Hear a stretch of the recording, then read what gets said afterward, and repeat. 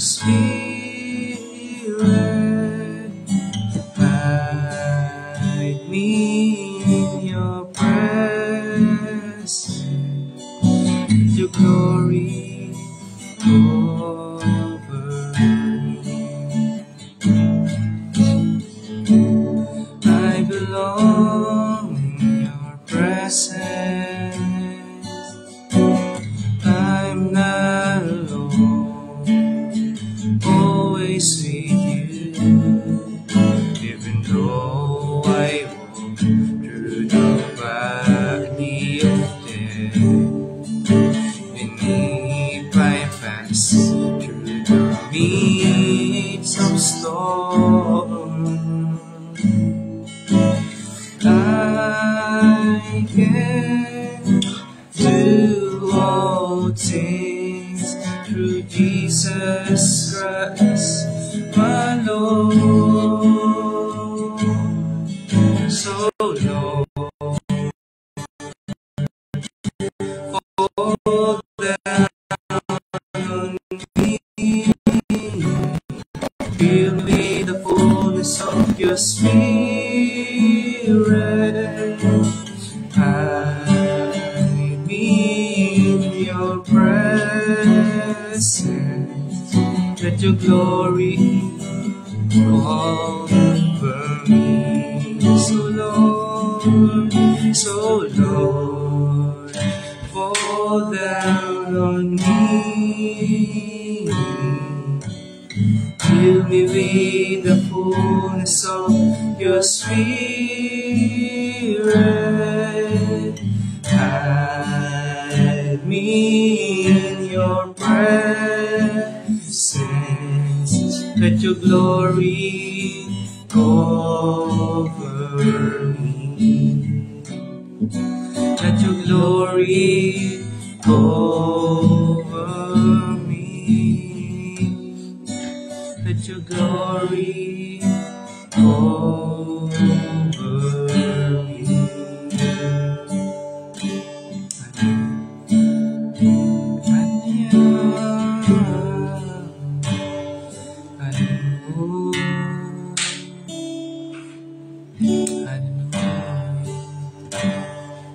Aming Ama, aming Diyos na makapangyarihan sa lahat, kagaya po ng aming inawit, let your presence cover me, Panginoon. Balutan niyo po ang buhay ng bawat isa na mag-aaral sa umagang ito at makikinig pa mamaya, Panginoon, sa kanilang free time. Hinihiling ko, O Diyos, na sa mga salitang aming mapapakinggan ay magdulot po sa amin, Panginoon, ng pagbabago ng aming puso at kaisipan. Nang sa gayon, pag nakikita niyo po kami, Ama, napapangiti po namin kayo sa bawat salita, bawat hakbang na ginagawa namin. Kaya naman, Panginoon, kung meron po kayong nakikita sa amin na karumihan, mga pagmamalaki, sa pangalan ng Panginoon Hesus, sawayin niyo po kami at linisin kami ng iyong banal na dugo, nang sa gayon, ang banal na Santo Espiritu ay malaya pong makakilos sa aming kalagitnaan, sa amang dako kami naroon. Salamat po sa inyo. Alam ko, Panginoon, na sasamahan niyo kami dahil sa parada ng tagumpay, palagi po kayong nauuna upang ang bawat isa ay makaranas po ng triumph o victory. Salamat sa inyo. Pinupuri namin kahit pinapasalamatan sa pangalan ng Ama, ng Anak, at ng Banal na Espiritu. Lalo tayo magsabi ng Amen.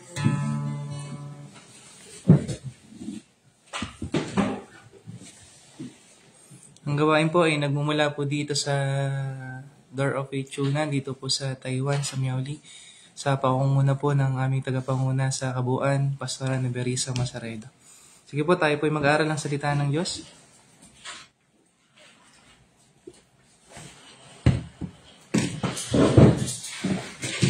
Sa aklat po ng Exodus 13. Sa aklat ng Exodus 13. Verse 17. Dito po tayo magsimula hanggang dun po sa dito hanggang 20 po. 22. Ang sabi po dito, Exodus 13, verse 17, nang pinaalis na ng Paraon ang mga Israelita, hindi sila pinadaan ng Diyos sa daang papunta sa lupain ng mga Pilisteo, kahit na iyon ang pinakamalapit na daan. Sapagkat sinabi ng Diyos, kung may labanang haharapin ang mga Israelita, baka magbago ang isip nila at bumalik sila sa Ehipto. 18. Kaya pinaliko sila ng Diyos sa disyerto papunta sa dagat na pula, armado ang mga Israelita para sa labanan, nang lisanin nila ang Ehipsyo. 19. Dinala ni Moises ang mga buto ni Jose ayon sa ipinanumpa noon ni Jose na gagawin ng mga Israelita. Sinabi noon ni Jose, siguradong palalayain kayo ng Diyos kapag nangyari na iyon, dalhin ninyo mga buto ko sa pag-alis ninyo sa lugar na ito. 20. Pag-alis nila sa Sokot, nagkampo sila sa Etam, sa dulo ng disyerto. 21. Kapag araw, ginagabayan sila ng Panginoon sa pamagitan ng makapal na ulap, at kapag gabi ay ginagabayan sila sa pamagitan ng naglalagablab na haliging apoy na nagbibigay sa kanila ng liwanag, para makapaglakbay sila araw man o gabi. Nanguna sa kanila ang makapal na ulap kapag araw at ang naglalagablab na haliging apoy kapag gabi. So pag-usapan po natin ngayon mga kapatid ang patungkol sa the protection of God. So sa paanong paraan nga po ba prinotektahan ng mga Israelita ng Diyos palabas ng Ehipto at nung nakalabas na. At ganun din naman po sa buhay natin. Sa paanong paraan po ba tayo iniingatan o pinoprotektahan ng Panginoon bilang mga pinili niya? Ang una po, give right direction. O, makikita po natin dito sa verse 17, nang pinalis na ng Paraon ng mga Israelita, hindi sila pinadaan ng Diyos sa daang papunta sa lupain ng mga Pilisteo kahit na iyon ang pinakamalapit na daan. Mapapansin natin dito, meron naman palang shortcut po At yung daraanan ay malapit na sana doon sa pupuntahan nila. Pero bakit sila hindi pinadaan doon ng Panginoon? Kasi alam ng Diyos ang isip ng mga Israelita. Mula nung gamitin si Moises at tawagin ng mga Israelita na makalabas doon sa land of slavery, alam na ng Diyos ang isip at puso ng mga Israelita. Kasi po, nababasa ng Diyos ang puso at isip ng tao. Sapagkat sinabi ng Diyos, kung may labanang haharapin ang mga Israelita, baka magbago ang isip nila at bumalik sila sa Ehipto. Mantakin niyo mga kapatid, ang sabi dito sa verse 18, armado ang mga Israelita para labanan ng lisanin nila ang Ehipsyo. So para saan po yung mga armas nila na hawak-hawak nila kasi armado po sila Alam ng Diyos kung ano ang dapat niyang gawin. Kaya binigyan sila ng instruction na, dito muna kayo dumaan. Ganyan po ang Panginoon nating pinaglilingkuran. God give us direction. Sa buhay ng tao, sa aklat ng mga ngaral, meron din pong sinasabing instruction sa atin ng Diyos. Kaya pag binuksan natin yung mga ngaral 12, sige po, buksan niyo po sa inyong mga Biblia. Aklat ng mga ngaral 12, may instruction na binigay ang Diyos para sa ating mga tao. 13 to 14, mga ngaral 12, 13 to 14. Ang sabi po dito, ngayong nabasa mo na ang lahat ng ito ang aking huling payo. Matakot ka sa Diyos at sundin mo ang kanyang mga utos dahil ito ang tungkulin ng bawat tao. So instruction po mga kapatid. Ngayong nabasa mo na ang lahat ng ito ang aking huling payo. Matakot ka sa Diyos at sundin mo ang kanyang mga utos dahil ito ang tungkulin ng bawat tao. Meron po tayong tungkulin mga kapatid. Hindi lang po tayo nilikha ng Diyos para sa sarili natin, para sa kapakanan ng pamilya natin, sa karangyaan, sa buhay sa mundo. Tinawag po tayo ng Diyos mga kapatid para magkaroon talaga ng takot sa Kanya at sundin ang Kanyang mga utos. Alam niyo mga kapatid, sa hindi pagsunod ay may mga pagbagsak na mangyayari. May mga sitwasyon sa buhay natin na hindi papabor. Kaya nga sinabi ito ng sumulat ng mga ngaral na ngayong nabasa mo na ang lahat ng ito ang aking huling payo. Matakot ka sa Diyos at sundin mo ang kanyang mga utos dahil ito ang tungkulin ng bawat tao. 14, sapagkat hahatulan tayo ng Diyos ayon sa lahat ng ating ginagawa, mabuti man o masama, hayag man o lihim.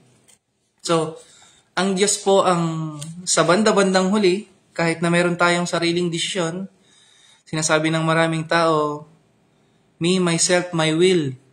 Pero ang totoo, sa banda-bandang huli po mga kapatid, ang Diyos pa rin yung hahatol sa atin. Mabuti man o masama, hayag man o lihim na ginawa natin, hahatulan po iyan ng Diyos. Kaya God give us direction. So, binibigyan niya tayo ng paalala, babala, bago natin hakbangan ng isang bagay. Kasi alam niyo mga kapatid, kung hindi po tayo makikinig sa sinasabi ng salita ng Diyos, kahit magpuyat pa po tayo na magpuyat po rito, o kahit mag-aksaya tayo ng panahon sa pag-aaral ng salita ng Diyos, kung hindi naman din natin papakinggan yung salita ng Diyos, ay sayang lang din po. Bilang mga believers ng Panginoon, ay dapat ganito po tayo. John 8:47.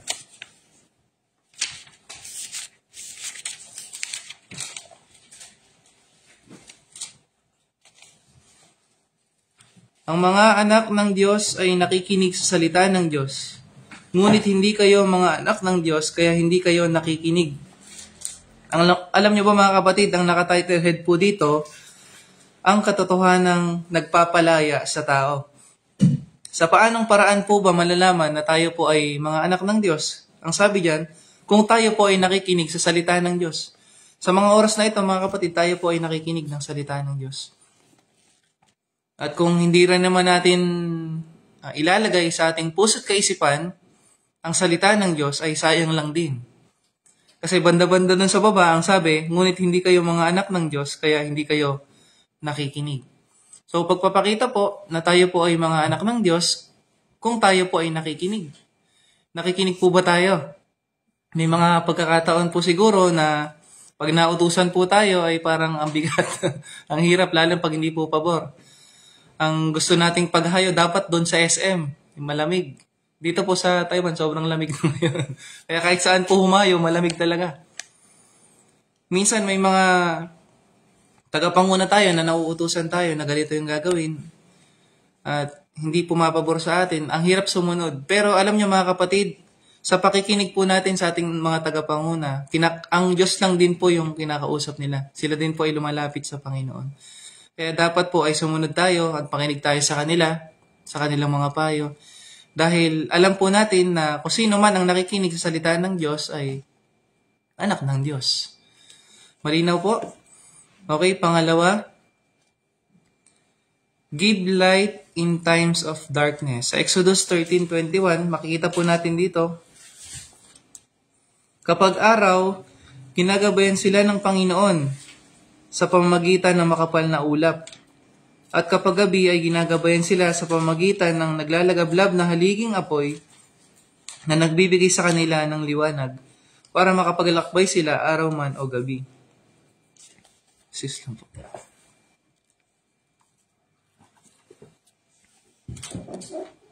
Tingnan nyo po mga kapatid, ang Panginoong Yahweh.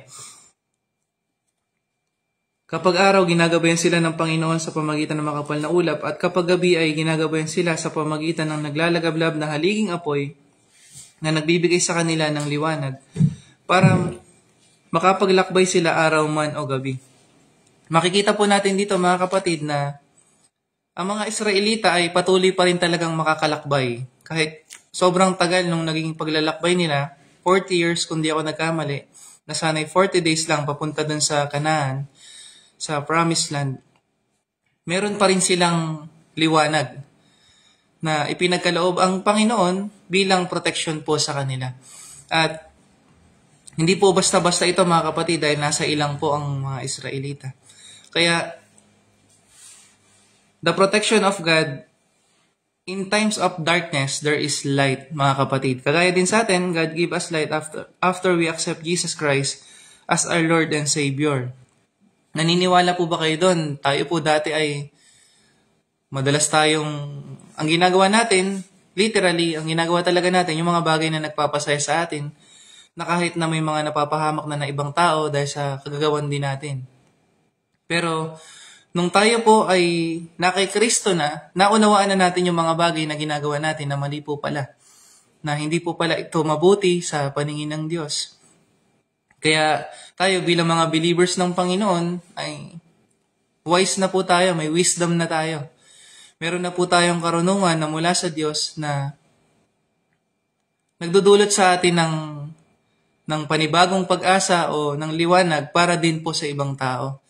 Kagaya nga po ng sinasabi sa John 8, basahin ko po sa New King James, John 8:12. Ang sabi dito sa John 8:12 sa New King James na salin, Then Jesus spoke to them again saying, I am the light of the world. He who follow me shall not walk in darkness, but have the light of life. Tingnan niyo po mga kapatid, ulitin ko po . Then Jesus spoke to them again saying, I am the light of the world.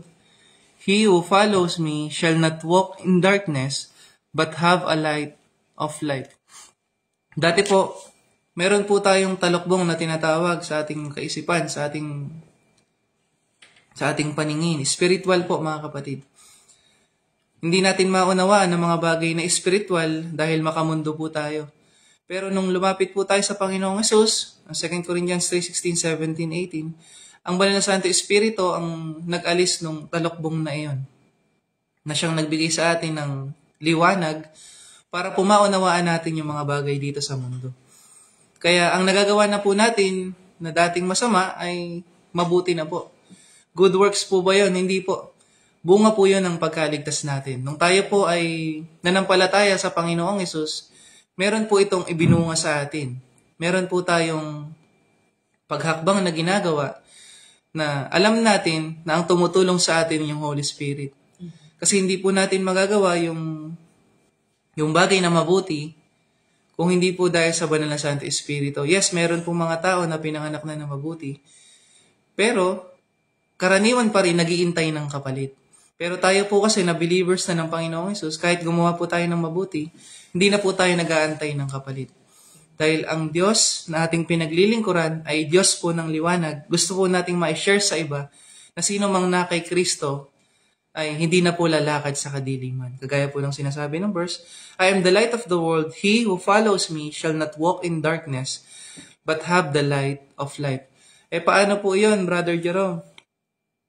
Meron bang bahagi sa katawan natin na dapat nating ingatan para makalakad po tayo ng may kaliwanagan o maingatan natin yung buo nating pagkatao? Kung meron pong isang entry point ang kaaway sa atin para yung liwanag na nasa loob natin ay panghinain, ito na po siguro ang ating mga mata. Dahil ang ating mata ay kita po ang lahat ng bagay. Kaya pag malinaw po ang mata natin, mga kapatid, ay ang bilis po nating mag-judge, ang bilis nating humatol. Basahin po natin sa Matthew 6:22 to 23, sabi dito sa New King James, nasalin, Matthew 6:22 to 23, The lamp of the body is the eye. If therefore your eye is good, your whole body will be full of light. Your whole body will be full of light. Ang sabi po dito, ang ilaw o ang lampara ng ating katawan ay ating mga mata. If therefore your eye is good, kung mabuti po ang ating mga mata, your whole body will be full of light. Ang buo nating katawan ay mapupuno ng liwanag, full of light, mga kapatid. So, ibig sabihin, sa pamamagitan po ng ating mga mata, maaari po itong magdulot sa atin ng mabuti at masama. Kasi kung kabaliktaran po ng good ay bad, kung ang ating mga nakikita ay puro na lang malinong pastor, malinong kapatid, o sa atin mismong sarili, hindi natin muna i-check na kakasita natin sa puwing ng iba, baka ang puwing natin ay malatroso, hindi rin po maganda. Kaya mag-ingat po tayo sa ating mga mata dahil ang sabi po sa verse 23, But if your eye is bad, your whole body will be full of darkness. If therefore the light that is in you is darkness, how great is that darkness? Kung puro na lang po o masama ang nakikita natin in times of trouble, in times of situation sa buhay natin, puro na lang mali yung nakikita po natin, ay napakatindi ng kadiliman sa ating buong pagkatao. Kaya ang sabi ng Biblia, ang ating mga mata ay ingatan po natin. Mas mainam nga daw na pumasok sa langit na isa lang ang mata, kaysa dalawa nga yung mata mo pero sa impyerno ka naman. Mga kapatid, sinasabi lang ng Panginoon sa atin na templo na po tayo ng Diyos. Dapat ang nakikita po natin ay yung mabubuti. Yes, may makikita tayo na pangit na sitwasyon. Pero ang gusto ng Panginoon sa atin, ang titignan natin yung positive side. Hindi yung negative. Kasi po yung negative ay magdudulot po ito ng pagkawasak. Pero yung positive naman po ay magdudulot po ng buhay, pag-asa para po sa iba at para din po sa ating mga sarili. O, sabi po sa pangatlo, oras na po ba? Okay, na 8 minutes na po tayo. Ang sabi po dito sa pangatlo, He lead them first. Ang Diyos po ay hindi po kagaya ng isang boss sa company na uutusan ka lang. Trabahuin niya. Sa kumpanya po namin dito sa Taiwan, karaniwan po na ganyan. Nautusan ka, sige, utusan ka. Bahala ka, gawin mo yung inuutos ko sa'yo. Iba po yung Diyos na ating pinaglilingkuran. Bakit po? Tingnan nyo mga kapatid. He lead them first, ang mga Israelita. Verse 22, Exodus 13:22. Sabi dito, nangunguna sa kanila, yung term po na nangunguna, ay hindi naman po ito huli, no? Ang sabi dito ay nangunguna sa kanila ang makapal na ulap kapag araw at ang naglalagablab na haliging apoy kapag gabi. The very presence of God, mga kapatid, protecting the Israelite first. Nasa unahan po siya. Brother Jerome, pwede naman dapat sa gitna, no? Pwede namang sa hulihan. Hindi po, ang Diyos na pinaglilingkuran ng mga Israelita at pinaglilingkuran din natin ay yung Diyos na nauuna po sa atin. Hindi niya po hahayaan na tayo po ay hahakbang na lang sa bagay na alam niya na ikapapahamak po natin. Ang Diyos po na ating pinaglilingkuran ay sumasama sa atin, hindi lang po tayo sinasamahan, nangunguna po sa atin at ang matindi po nito in our generation, nanahan po sa mismong kalagitnaan natin, sa ating mga puso. Romans 5:5. Kaya ang sabi sa 2 Corinthians 2:14, ang sabi dito, sige po, sabay-sabay po nating buksan sa ating Biblia. 2 Corinthians 2:14. Ang sabi po dito sa headings, tagumpay sa pamamagitan ni Kristo. Verse 14, salamat sa Diyos dahil lagi siyang nasa unahan natin sa parada ng tagumpay. Ginagawa niya ito dahil tayo ay na kay Kristo. Saan man kami pumunta, ginagamit kami ng Diyos para ipakilala si Kristo sa mga tao. At itong ipinalalaganap namin ay parang halimuyak ng pabango. O, dyan na po tayo. Okay na po yan. Makikita po natin ito, na-imagine ko po yung mga Israelita habang sila po ay nasa ilang. Para nga naman pong parada. Bakit po? Kasi may designated po na pwesto ang bawat tribe ng Israel. At dito, makikita natin na para silang nagpaparade. Pero ang matindi po nito ay hindi lang po sila nagpaparade na parang sila-sila lang. Meron pong nauuna sa kanila. The very presence of the Lord lead them first. Kaya sila po ay sila ay panatag lang, payapa lang. Pero pag nawala yung leader, si Moises, natataranta na po sila. Nagkakaroon na sila ng konting problema, o minsan malaki, ay nagdudulot sa kanila ng pagkakamali. Pero pagdating po dito, sa 2 Corinthians, tandaan po natin, noon sumasama lang ang Panginoon. Sinasamahan lang sila. In our time, nanahan na po sa ating loob. Sabi ng 1 Corinthians 3:16, sabi doon, buksan ko lang po.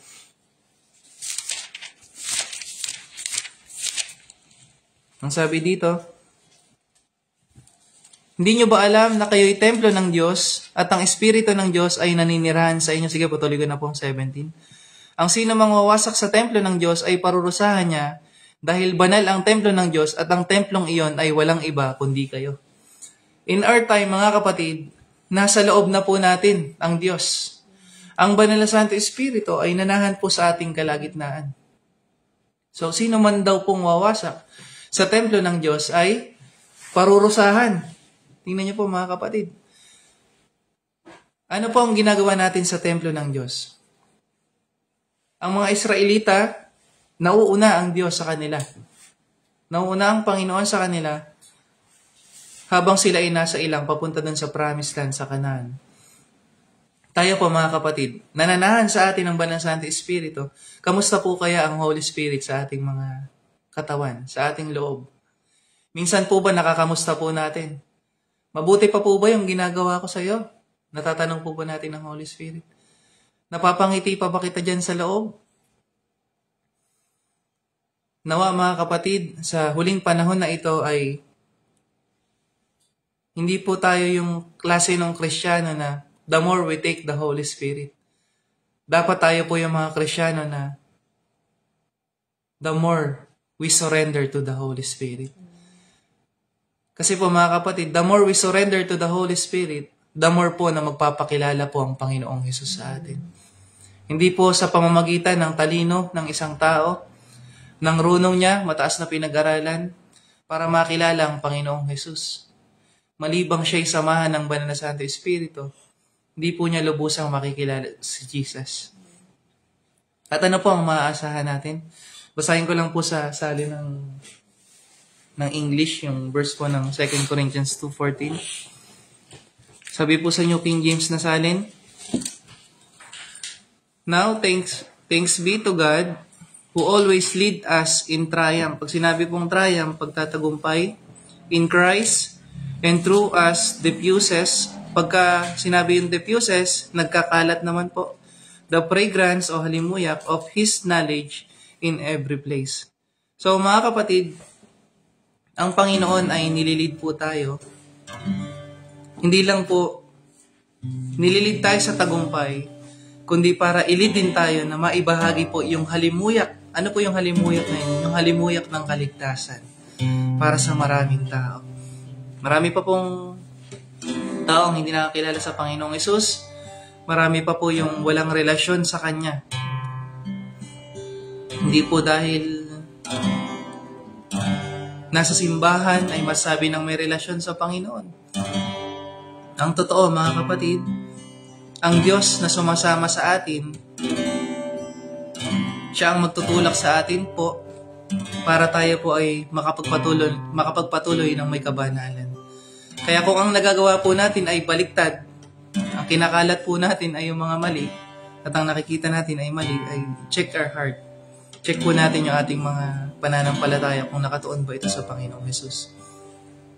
At kagaya nga ng mga Israelita, nagtagumpay sila dahil nauuna ang Panginoon sa parada ng tagumpay.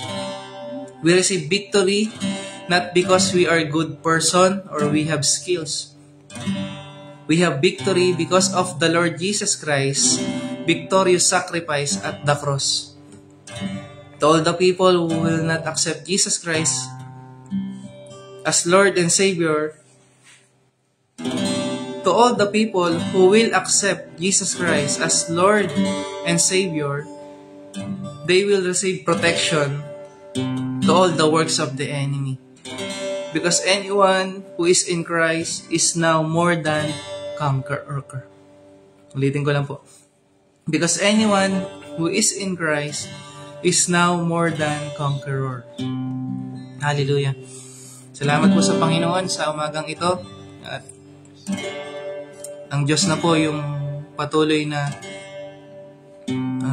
magpuno ng aking kakulangan. Sige po, tayo po ay pumikit at manalangin. Hallelujah. Hallelujah. Aming Ama, aming Diyos na makapangyarihan sa lahat, salamat po sa inyo dahil tunay po kayong dakila, tunay kayong tapat, Panginoon. Kagaya po ng mga Israelita,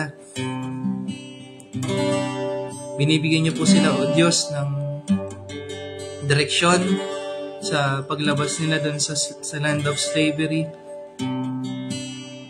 Binibigyan niyo sila ng liwanag pag panahon na ng gabi. At ang matindi pa, Panginoon, ay nauuna po kayo sa kanila. Kagaya din naman namin, Panginoon, sa panahong ito. Lord, iparanas niyo po sa amin ang mga bagay na yan. At tiwala po kami na kayo ang Diyos na siyang magdadala sa amin sa parada ng tagumpay. Dahil kayo po ang Diyos na tapat, na hindi nagbabago noon, ngayon at magpakailanman. Kaya tiwala po kami, Panginoon, na uunahan niyo kami bago pa kami makahakbang, Panginoon. Salamat sa inyo sa umagang ito, O Diyos. Nilapit ko, Panginoon, ang mga kapatid na nasaan ng dako. Sino man sa kanila ang may sakit karamdaman, sa pangalan ng Panginoong Hesus, I pray healing in the name of Jesus. At sino man po sa amin, Panginoon, ang papasok sa trabaho at magpapahinga, kalakasan po na mula sa inyo ang maranasan namin. At sa araw na ito, Lord, araw ng Sunday, nakuban niyo po ng kapangyarihan ng iyong balasan ng Espiritu ang bawat isa. Magawa po namin ang pinakamabuting pagsamba. Maabot po namin ang pagsamba sa Espiritu at katotohanan sa araw na ito, O Diyos. Pag-isahin niyo po kami sa isang Espiritu, isang layunin, ang mapalaguran po kayo, Panginoong Jesus. Salamat po sa inyo. Pinadalangin po namin na aming mga tagapanguna. Hindi naman namin silang maisa-isa. Pero kilala niyo po ang bawat sakripisyo nila, Lord. Sustain niyo po sila ng kalakasan, ng kapayapaan na nagmumula sa inyo, favor of men, maranasan din po nila, O Diyos. Natiwala kami, Panginoon, na sa paglapit nila sa inyo ay naroon, Panginoon, na patuloy niyo po silang pagtatagumpayin at maibabahagi din naman sa aming mga nasa sinasakupan nila, O Diyos. Salamat sa inyo, pinupuri namin kayo, pinapasalamatan, pinapaubayan na po namin sa inyo ang lahat ng bagay sa pangalan ng Panginoong Hesus. Amen. God bless po.